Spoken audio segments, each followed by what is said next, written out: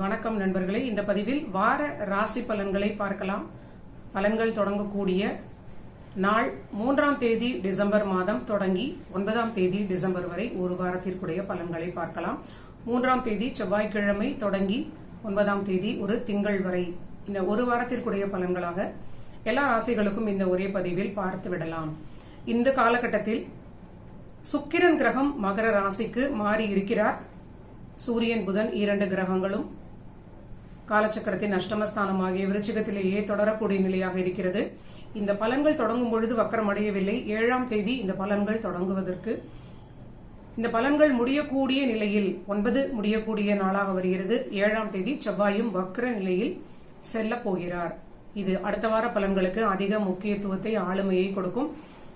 இந்த வாரத்தில் வக்ர கிரகங்கள் அப்படின்னு பார்க்கும் பொழுது குரு கிரகம் வக்ர நிலையில் இருக்கிறார். புதன் கிரகமும் வக்ர நிலையில் இருக்கிறார். மற்ற கிரகங்கள் எல்லாமே ராகு கேது இரண்டும் எப்பொழுதுமே வக்ர நிலையில் இருக்கக்கூடிய ஒரு நிலை கிரகங்கள் அப்படின்னு சொல்லலாம். இப்பொழுது நம்ம மேஷம் முதல் மீனம் வரை சுருக்கமாக பலன்களை பார்க்கலாம். மேஷ ராசிநாதன் 4ஆம் வீட்டில் நீச்ச நிலையில் இருப்பது இவர்களுக்கு ஒரு பெரிய குறைபாடாகவே காணப்படுகிறது. 5 பூர்வ புண்ணியாதிபதி புத்திஸ்தானாதிபதியாக வரக்கூடிய முக்கியமான ராஜகிரகம் சூரியன் கிரகமும் இவங்களுக்கு எப்பொழுதுமே கார்த்திகையில் அஷ்டமஸ்தானமாகிய விருச்சிகத்தில் இருப்பார். ஆனால் பணியில் வளர்ச்சி எல்லாம் சிறப்பாக இருக்கும். பொருளாதாரத்திலும் நல்ல நிலை இருக்கும். குருவுடைய வக்ர நிலை இவர்களுக்கு ஒரு பெரிய பாதுகாப்பை கொடுக்கிறது. வக்ரமாக ராசியிலேயே தொடர்பாக இருப்பது 5, 7, 9 பார்ப்பது இவர்களுக்கு மட்டும் எல்லா விஷயங்களிலும் சில தடங்கள், சில ஆரோக்கிய பிரச்சனைகள், சில குழப்பங்கள், மனவிரக்தி இது போன்ற நிலை இருக்கலாம். குடும்பத்தில் எல்லோரும் ஓரளவிற்கு பாதுகாப்பாகவே இருப்பார்கள். இவர்களுடைய முயற்சியினால் குடும்ப பாதுகாப்பு இருக்கும். இதுதான் ரொம்ப முக்கியமான ஒரு நிலை. ராசிநாதன் வக்ர நிலை அடையும் பொழுது 7ஆம் தேதியிலிருந்து ஓரளவிற்கு இவர்களுக்கு ஆரோக்கியத்தில் நல்ல நிலை இருக்கும். ஒரு கிரகம் நீச்ச வீட்டில் வக்ரம் அடையும் பொழுது உச்சபலன் அப்படின்னு சொல்வார்கள். ஆனால் அது நேரடியாக உச்சம் அடைவதற்கு ஈடாக எப்படி வர முடியும்? ஆனால் அந்த நீச்ச பலனுடைய ஒரு தோஷம் கொஞ்சம் குறையும் அப்படின்னு எடுத்துக்கொள்ளலாம். அந்த வகையில் இந்த நீச்ச செவ்வாய் வக்ரம் அடையும் பொழுது ஓரளவிற்கு இவர்களுக்கு விரயங்களும் குறையும்னு சொல்லலாம். மருத்துவ விரயங்களும் குறையும்னு சொல்லலாம். உறவுக்காரர்களிடம் இருந்த சில மனஸ்தாபங்கள், குழப்பங்கள், கவலைகள் இதெல்லாமே நீங்கும். அதுவரை சற்று பொறுமை தேவை. ஆனால் சுக்கிரன் கிரகம் இவங்களுக்கு ரொம்ப அற்புதமான நல்ல நிலையில் இருக்கிறார். சொல்ல போனால் நவம்பர் மாதம் முதல் 10 நாட்களுக்கு வரை இருந்த பேங்க் பேலன்ஸ் இவங்களுக்கு நவம்பர் 10க்கு பிறகு ரொம்ப அற்புதமான மாற்றங்களை பாகியஸ்தானமாகிய தனுசு ராசிக்கு சுக்கிரன் வந்த பிறகு நல்ல நிலையை கொடுத்து கொண்டிருந்தார்னே சொல்லலாம். இப்பொழுது மகர ராசியில் சுக்கிரன் சனி வீட்டில் இருப்பது, அந்த சனி லாபஸ்தானத்தில் இருப்பது இவங்களுக்கு தொழில் ரீதியிலான அற்புதமான மாற்றங்கள், வளர்ச்சிகள் ரொம்ப சிறப்பாக இருக்கும். அதற்கு ஈடு கொடுத்து உழைப்பதற்கு முடியாத அளவிற்கு இவங்களுடைய உடல்நிலை கூட சின்ன சின்ன ட்ரபிள் ஆக இருக்கும் அப்படின்னு கூட சொல்லலாம். பணியில் வளர்ச்சி, உத்தியோகத்தில் ஏற்றம், அற்புதமான லாபம் எல்லாமே சிறப்பாக இருக்கிறது. ஆனாலும் சனி பாதகஸ்தானத்தில் ஆட்சி பெற்று இருப்பது மெட்டீரியல் லாபங்களை கொடுக்கும். சகோதர வகையில் உங்களுக்கு மூத்த சகோதர சகோதரிகள் இருந்தால் சற்று அவங்களோட சில பிரச்சனைகளை கண்டிப்பாக மேஷராசி உணர்ந்து வருவீர்கள். உங்க கமெண்ட்ஸ்ல, இந்த பதிவுடைய கமெண்ட்ஸ்ல உங்களுடைய அனுபவங்களை கண்டிப்பாக ஷேர் பண்ணலாம். அடுத்தது ரிஷபராசிக்கு பார்க்கலாம். ரிஷபராசிநாதன் பாகியஸ்தானத்தில் அமர்ந்திருக்கிறார். ஆனால் அது பாதக வீடு அப்படிங்கறதுனால சின்ன சின்ன ஒரு சுதாரிப்பான நிலையும் ஒரு கவனமான நிலையும் உங்களுக்கு உதவும் அப்படின்னு சொல்லலாம். அதிர்ஷ்டத்தை நம்பி சில விஷயங்கள் நீங்க செய்யாமல் இருப்பது நல்ல பலனை கொடுக்கும். ஆனால் வீடு கொடுத்த சனி அற்புதமான ஒரு பலத்தோடு கேந்திர வீட்டில் இருப்பது மிகப்பெரிய பலம் உங்களுக்கு. 10ஆம் வீடு மிகப்பெரிய கேந்திர பலத்தை, சொந்த வீடாக சனி கும்பத்தில் இருப்பது ஒரு பெரிய பலம் உங்களுக்கும். மிகப்பெரிய தனயோகத்தை ரிஷபராசி நண்பர்களுக்கும் இந்த கிரக நிலை கொடுக்க இருக்கிறது. மேலும் லாபஸ்தான ராகு உங்களுக்கு ரொம்ப எக்ஸலண்டான நல்ல பலன்களை கொடுக்கிறார். ஆனால் புதிய முயற்சிகளில் எல்லாவற்றிலும் சிறிது கவனம் தேவை. வாழ்க்கை துணையோடு இருக்கக்கூடிய ரிலேஷன்ஷிப்பிலும் சற்று கவனம் தேவை. குழந்தைகளோடு நீங்க அனுசரித்து செல்ல வேண்டிய காலமாக இது தொடர்கிறது. விரயங்களும் உங்களுக்கு தொடர்ச்சியாக காணப்படுகிறது. ஓரளவிற்கு சுப விரயங்களாக செய்து கொள்ளலாம். கோயில்களில் குரு கிரகத்திற்கு, நவகிரக குருவிற்கு வியாழக்கிழமைகளில் விளக்கேற்றுவது தொடர்ச்சியான விரயங்களை உங்களுக்கு ஓரளவிற்கு பாதுகாக்கும் அப்படின்னு சொல்லலாம். 7ஆம் வீட்டில் இருக்கக்கூடிய சூரியன் புதன் உங்களுக்கு ஏதோ ஒரு குடும்ப வாழ்வில் சில தொல்லைகள் அப்படின்னு சொல்லலாம். கணவன் மனைவி இடையே ஒருவருக்கொருவர் மனஸ்தாபம் இல்லைன்னா யாரோ ஒருவருடைய ஆரோக்கிய பிரச்சனையால் குடும்பத்தில் ஒரு சின்ன சலசலப்பு போன்ற நிலை இருக்கும். உங்களோட குலதெய்வ வழிபாடு, குரு வழிபாடு உங்களுக்கு பெரிய பாதுகாப்பை கொடுக்கும். அடுத்தது மிதுனத்திற்கு பார்க்கலாம். மிதுன ராசிநாதன் எப்பொழுதுமே 6ஆம் வீட்டில் தொடர்ந்து வக்ர நிலையில் இருக்கிறார். இவங்களுக்கு நேரடியாக தொழிலில், உத்தியோகத்தில் பெரிய மாற்றத்தை சந்திக்கக்கூடிய நிலை இந்த வக்ர புதன் கிரகம். முயற்சிகளுக்கெல்லாம் நல்ல ஒரு பாதுகாப்பான பாசிட்டிவான பலன் கிடைக்கும். என்ன மாதிரி முயற்சிகள் அப்படின்னா, உத்தியோக மாற்றத்திற்கான முயற்சிகள், தொழில் மாற்றத்திற்காக, தொழிலை விரிவுபடுத்துவதற்காக, இது போன்ற சில முயற்சிகளுக்கான ஒரு பெரிய விஷயங்களை முயற்சி செய்து அடையக்கூடிய நல்ல நிலை. ஒரு மாற்றமான ஒரு விஷயத்தை தொழிலுக்காக இல்லைன்னா உத்தியோகத்திற்காக அந்த மாற்றத்தை அடைவதற்குடைய முயற்சிகள், அதுக்கு எல்லாமே ஒரு நல்ல சக்சஸ் உங்களுக்கு கிடைக்கும் அப்படின்னு சொல்லலாம். முக்கியமாக பணி தொழில் அப்படின்னு நம்ம சொல்லிட்டோம். ஆனால் இது மெட்டீரியல் லாபங்களை ரொம்ப நல்ல வளர்ச்சி உங்களுக்கு கொடுக்கிறது. லாங் டிராவல்ஸ், 9ஆம் வீட்டில் இருக்கக்கூடிய சனி கிரகம் உங்களுக்கு பெரிய பாகியஸ்தானாதிபதி. ஆனால் அஷ்டமஸ்தானத்தில் மறைந்திருக்கக்கூடிய சுக்கிரன் உங்களுடைய மூத்த குழந்தையாக இருக்கலாம், மனைவியாக இருக்கலாம். ஆண்களாக இருந்தீங்கன்னா உங்க மனைவியாக இருக்கலாம். பெண்களாகவே நீங்க இருந்தீங்க மிதுன ராசினா, உங்களுடைய புத்திஸ்தானம், ஒரு முக்கியமான முடிவுகளை எடுக்கக்கூடிய ஹையர் மைண்ட்னு சொல்லக்கூடிய புத்தி 8ல் மறைவது, சற்று நிதானித்து புதிய முடிவுகளை எடுப்பது, பேசும் பொழுது சற்று நிதானித்து பேசுவது, உறவுகளிடம் நீங்க குடும்ப வாழ்வில் மெயினா இதை போக்கஸ் பண்ணுவது சற்று நல்ல பலனை கொடுக்கும். ஆனால் உங்களுக்கு மெட்டீரியல் லாபங்கள் எல்லாமே சுற்றி உங்களை பாதுகாப்பான நல்ல ஒரு பலன்களை கொடுப்பதற்கு காத்து கொண்டிருக்கிறது. உங்கள் ஆரோக்கியம், தாயார் ஆரோக்கியம், உங்க தந்தையார் ஆரோக்கியம், இதெல்லாமே கொஞ்சம் கவனமாக நீங்க பார்த்துக் கொள்வது பாதுகாப்பை கொடுக்கும். அடுத்தது கடகத்திற்கு பார்க்கலாம். கடக ராசியிலேயே நீச்சமாக இருக்கக்கூடிய செவ்வாய் இவர்களை ஒரு பாடுபடுத்தி விட்டது அப்படின்னே சொல்லலாம். சனி கிரகம் வக்ர நிவர்த்தி அடைந்த பிறகு முழு பலத்துடன் அஷ்டம சனியாக செயல்படுவதனால் இவங்களுக்கு புத்திஸ்தானத்திற்குடைய ராஜயோகாதிபதியாக உள்ள செவ்வாய் கிரகம் இவங்க ராசியிலேயே நீச்சமாக கொடுக்கப்பட்டிருக்கிறது. அவர் அந்த கடகத்தில் நீச்சமாக வேற இருக்கிறார் இல்லையா. இவங்களுக்கு ஏதோ மனதில் இனம் தெரியாத குழப்பங்கள், கவலைகள், நிறைய அவங்களுடைய பிரச்சனைகளை, ஒண்ணுமில்லாத பிரச்சனையாக கூட அது இருக்கலாம். சிலருக்கு ஏதோ ஒரு மனதில் தேவையில்லாத குழப்பம், கவலைகள், இது போன்ற ஒரு நிலை. ஆரோக்கிய பிரச்சனை சிலருக்கு, குழந்தைகளால் பிரச்சனை சிலருக்கு, தொழில் சம்பந்தப்பட்ட கவலைகள் சிலருக்கு, இது போன்ற நிலை. இதெல்லாமே வக்ர கதியில் செவ்வாய் சென்ற பிறகு ஓரளவிற்கு கட்டுப்படும். அந்த நீச்ச நிலை கொஞ்சம் மாறும் அப்படின்னு சொல்லலாம். 7ஆம் வீட்டில் இருக்கக்கூடிய சுக்கிரன், ஆண்களாக நீங்க இருந்தீங்கன்னா திருமண வாழ்வில் சற்று நிதானம் தேவை. உங்களோட வாழ்க்கை துணை ஏதாவது ஒரு பிரச்சனைகளை எடுத்து இன்னும் அதிகமாக அந்த பிரச்சனையை ஃபர்தராக எடுத்துக்கொண்டு செல்லக்கூடிய அபாயம் இருப்பது. நீங்க திருமண வாழ்வில் அவசரப்பட்டு முடிவெடுக்காமல் இருப்பது நல்ல நிலையாக இருக்கும். ஆல்ரெடி உங்களுடைய 10ஆம் வீட்டில் இருக்கக்கூடிய குரு கிரகம் தொழில் ரீதியிலான மாற்றங்களை உங்களுக்கு கொடுப்பது போல கொடுத்து நிறைய தாமதத்தையும் குழப்பத்தையும் அதனால் ஒரு மனக்கவலைகளையும் கொடுத்து கொண்டிருக்கிறார்.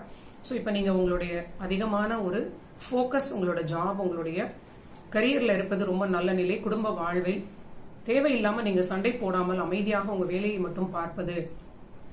செவ்வாயுடைய நிலை மாறிய பிறகு உங்களுக்கு ஒரு நல்ல முடிவுகளை எடுக்கக்கூடிய திறன் வரும் அப்படின்னு சொல்லலாம்.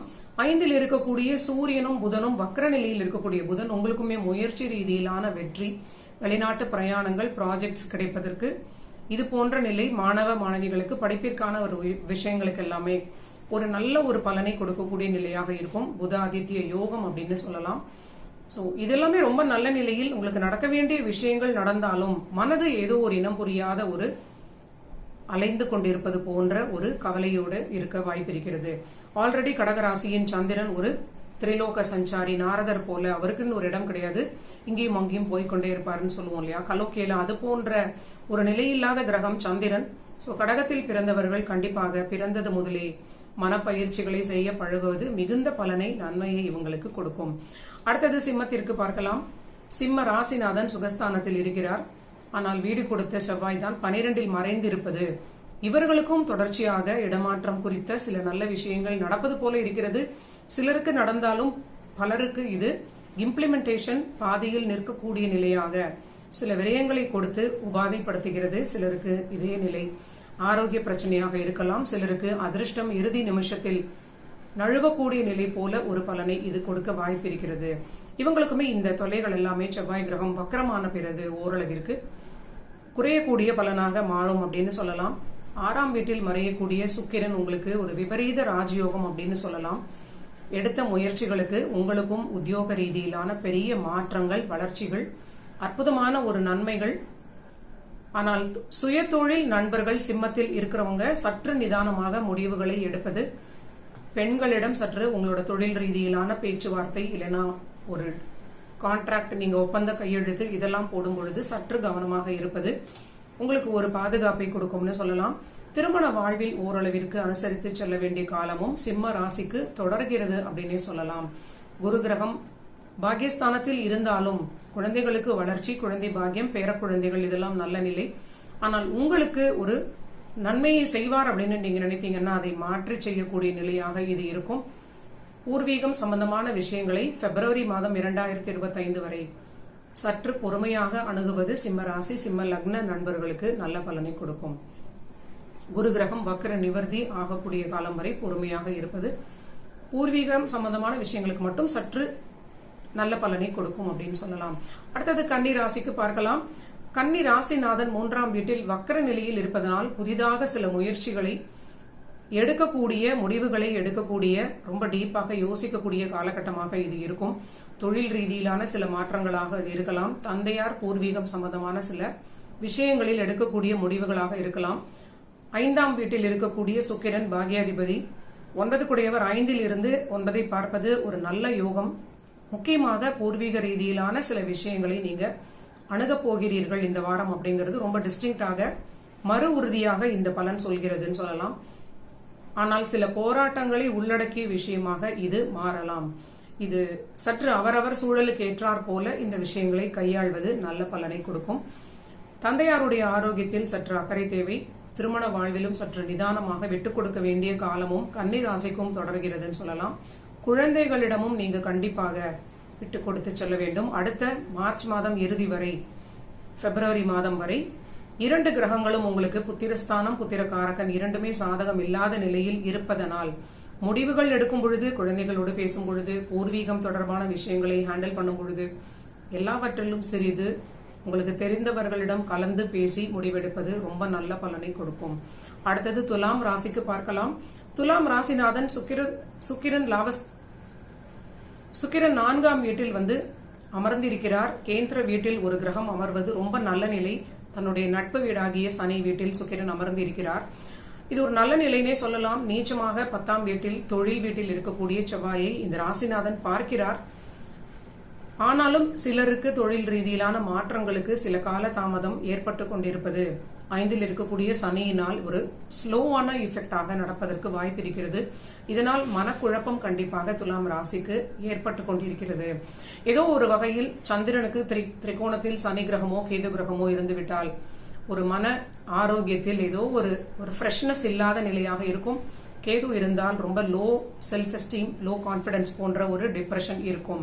அந்த வகையில் துலாத்தில் சந்திரன் இருக்கிறவங்களுக்கு 5இல் சனி இருப்பது ஏதோ ஒரு வகையில் திருமண வாழ்வில் குழப்பங்கள், சிலருக்கு பிரிவினைகள், நினைத்த காரியம் நினைத்த போது நடக்காமல் அந்த காலதாமதம், அதனால் இவங்களுக்கு ஒரு சின்ன வருத்தம், இரிட்டேஷன், ஒரு இருப்பு கொள்ளாத நிலை அப்படின்னு சொல்லக்கூடிய அந்த பொறுமையை இவங்களால கையாள முடியவில்லை அப்படின்னு கூட சொல்லலாம். ஆனால் செவ்வாய் வக்ரம் ஆன பிறகு இவர்களுக்கு ஒரு நல்ல தொழில் ரீதியிலான மாற்றங்கள் நடக்க இருக்கிறது அப்படின்னே சொல்லலாம். 6இல் இருக்கக்கூடிய ராகு கிரகத்தோடு திரிகோணமாக இந்த செவ்வாய் இருப்பது நல்ல வளர்ச்சி, தொழில், உத்தியோகம் எல்லாவற்றிலும் இவங்களுக்கு நடக்க இருக்கிறது. முக்கியமாக சூரியன் மாறுவதற்கு முன்னர், மார்கழி பிறப்பதற்கு முன்னரே இவங்களுக்கு ஒரு நல்ல செய்தி கிடைப்பதற்கு அதிக வாய்ப்பு இருக்கிறது. நம்பிக்கையுடன் இருக்கலாம். சிலருக்கு வெளிநாடு தொடர்பான, வெளியூர் தொடர்பான விஷயங்களில் தைரியமாக முடிவெடுத்து அதை நீங்க செய்து கொண்டால் நல்ல மாற்றங்களை, வருமானத்தை அடையலாம். துலாம் ராசி ரீதியிலாக லாபாதிபதி சூரியன் 2இல் இருப்பது மிகப்பெரிய தனயோகம். துணிந்த முடிவுகளை எடுத்து நீங்க அடுத்த ஸ்டெப் ஃபார்வர்டாக நகர்வது உங்களுக்கு நல்ல பலனையே கொடுக்கும். அடுத்தது விருச்சிகத்திற்கு பார்க்கலாம். விருச்சிக ராசிநாதன் உங்களுக்கு பாகிய வீட்டில் போய் நீச்ச நிலையில் இருப்பது ஏதோ மேலோட்டமாக எல்லாமே நல்லா இருப்பது போன்ற நிலையை கொடுத்தாலும் உள்ளூர இவர்களுக்கு ஏதோ ஒரு குழப்பம், செய்வதெல்லாமே சரியா தப்பா அப்படிங்கிற குழப்பமாக அது இருக்கலாம். புத்திஸ்தானத்தில் இருக்கக்கூடிய ராகு கிரகம் தேவையில்லாத விஷயங்களுக்கு நிறைய யோசித்து தேவையான நேரத்தில் நம்ம யோசிக்கும் பொழுது நம்மளுக்கு அந்த ஒரு திங்க் பண்ணக்கூடிய கெப்பாசிட்டி கூட நமக்கு குறைந்து விடும் இல்லையா? அது போன்ற ஒரு நிலையை விருச்சிகத்திற்கு தொடர்ந்து இந்த கிரக நிலை கொடுத்து கொண்டே இருக்கிறது. அர்த்தாஷ்டம சனியினால் நீங்க ஓவர் திங்கிங்கை தவிர்த்து விட்டு எல்லாமே உங்களுக்கு அந்த சூழலுக்கு ஏற்றாற் போல சில முடிவுகளை எடுத்து விட்டு எல்லாம் நன்றாக நடந்தது, எல்லாம் நல்லவற்றிற்கே நடந்தது, எது நடந்ததோ அது நன்றாகவே நடந்ததுன்னு சொல்லுவோம் இல்லையா, அது போன்ற ஏதாவது ஒரு ஒரு நல்ல நிலையை மனதில் நீங்க ஃபர்மாக நிலைநிறுத்திக் கொள்வது நல்ல பலனை கொடுக்கும். சுக்கிரன் 3ஆம் வீட்டில் இருப்பது உங்களுடைய திருமண வாழ்வில் உங்களோட வாழ்க்கை துணையோடு உங்களுக்கு சில கருத்து வேறுபாடு ஏற்பட வாய்ப்பு இருக்கிறது. உங்களுக்கும் ஓவர் தைரியத்தினால், அவர்களுடைய நிலையிலும் ஒரு ஓவர் கான்பிடன்ஸினால் குடும்ப வாழ்வில் பிரச்சனை வராமல் கண்டிப்பாக பார்த்துக் கொள்வது ரொம்ப நல்ல நிலை. ராசியிலேயே இருக்கக்கூடிய சூரியன் புதன் உங்களுக்கு அஷ்டமாதிபதி வக்ரம் பெறுவது தேவையில்லாத குழப்பங்களையே கொடுக்கும் அப்படின்னே உங்களுக்கு சொல்ல தோன்றக்கூடிய நிலையாக இருக்கிறது.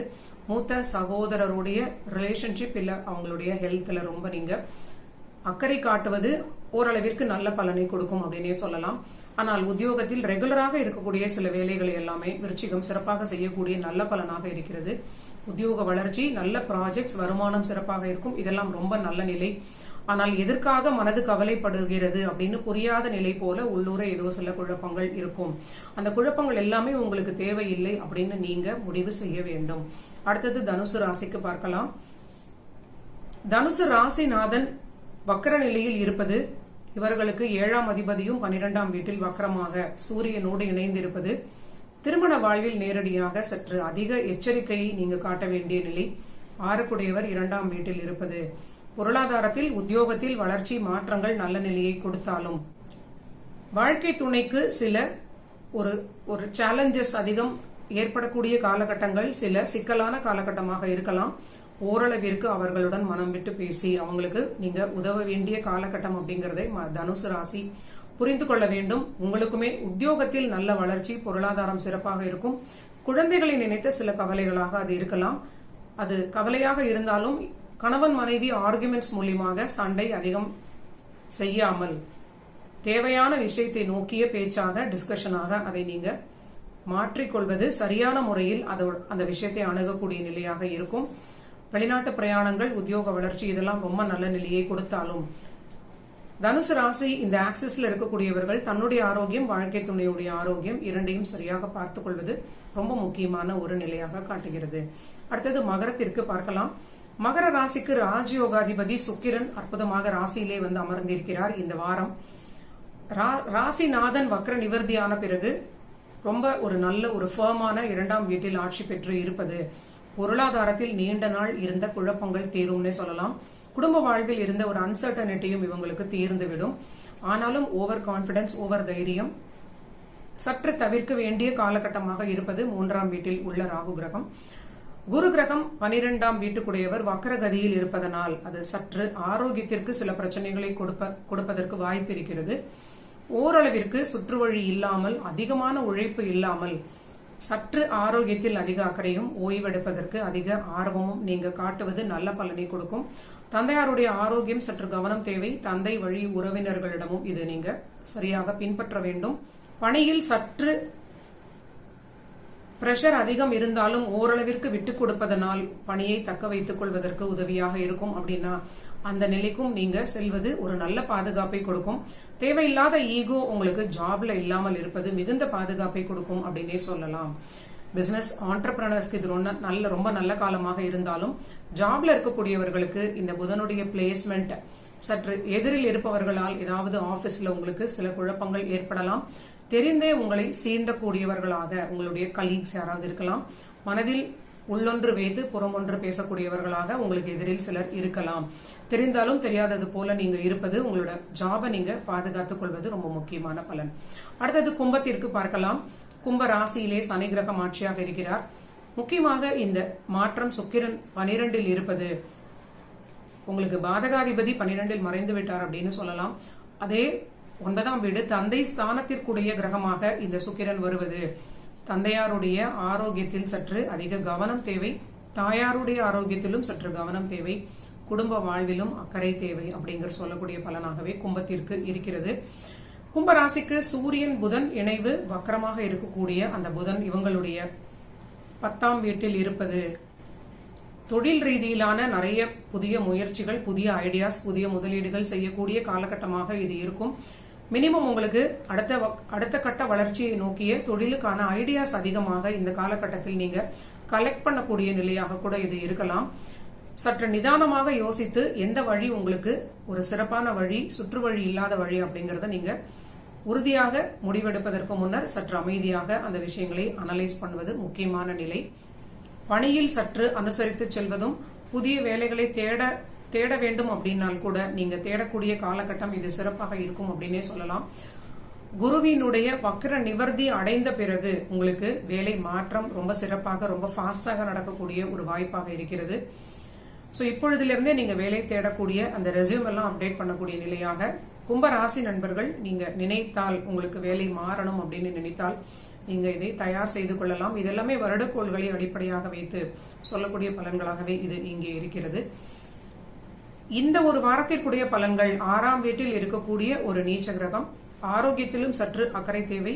பணியிடத்தில் இருக்கக்கூடிய ஒரு சில விஷயங்களிலும் நீங்க சற்று பொறுமையை கடைபிடிப்பது ரொம்ப நல்ல நிலையாக இருக்கும். அடுத்தது மீன ராசிக்கு பார்க்கலாம். மீன ராசிநாதன் குரு கிரகம் வக்ர நிலையில் இருப்பது பொருளாதாரத்திற்கு சிறப்பான நிலை. ஆனால் குடும்ப வாழ்வில் சற்று அனுசரித்து செல்ல வேண்டும். 5ஆம் வீட்டில் இருக்கக்கூடிய நீச்சமான செவ்வாய் கிரகமும் குடும்ப வாழ்வையே அதிகமாக நீங்க கவனத்துடன் பார்த்துக் கொள்ள வேண்டும் அப்படிங்கிற 2வது முறையாக ஒரே பலனை சொல்லக்கூடிய நிலையை காட்டுகிறது. சூரியன் புதன் உங்களுடைய பாக்கியஸ்தானத்தில் இருப்பது தந்தையாருடைய ஆரோக்கியத்தில் சற்று கவனம் தேவை. அதே நிலை உங்களுடைய பணிக்கு நல்ல ஒரு வளர்ச்சி, பணியில் நல்ல உயர்வு, கௌரவம், அந்தஸ்து எல்லாம் ஏற்படும். பணியில் சில பிரயாணங்களை கூட சில நண்பர்களுக்கு மேற்கொள்ளக்கூடிய நல்ல நிலையாக இருக்கும். வாழ்க்கை துணையுடைய சில பிடிவாதங்களால் நீங்க சற்று அனுசரித்து செல்வது, திருமண வாழ்வில் விட்டுக் கொடுத்து செல்வது, குடும்ப வாழ்வை பாதுகாப்பாக வைத்துக் கொள்வது ரொம்ப முக்கியமான ஒரு பலனாக காட்டுகிறது. சனி கிரகமும் குடும்பஸ்தானத்திற்கு பாதகஸ்தானத்தில் கும்பத்தில் ஆட்சி பெற்று இருப்பது உங்களுடைய ஈகோ அதிகமானால் கண்டிப்பாக அந்த குடும்ப வாழ்வில் சின்ன சின்ன பிரச்சனைகளை கொடுத்து அது பெரிய பிரச்சனையாக மாறக்கூடிய அபாயம் மீன ராசி நண்பர்களுக்கு இருக்கிறது. இதை மறக்க வேண்டாம். நன்றி நண்பர்களே. இதுதான் இந்த வார ராசி பலன்கள். 3ஆம் தேதி டிசம்பர் தொடங்கி 9ஆம் தேதி டிசம்பர் வரை இந்த ஒரு வாரத்திற்குடைய ராசி பலன்கள். நீங்க எல்லோரும் என்னுடைய சேனலை சப்ஸ்கிரைப் பண்ணிட்டு உங்க நண்பர்கள், ஃபேமிலி, ஃப்ரெண்ட்ஸ், ஜோதிடத்தில் ஆர்வம் உள்ள உங்களுக்கு தெரிந்தவர்களுக்கு எல்லாம் ஷேர் பண்ணிட்டு பாருங்க. மீண்டும் ஒரு நல்ல பதிவில் சந்திக்கலாம்.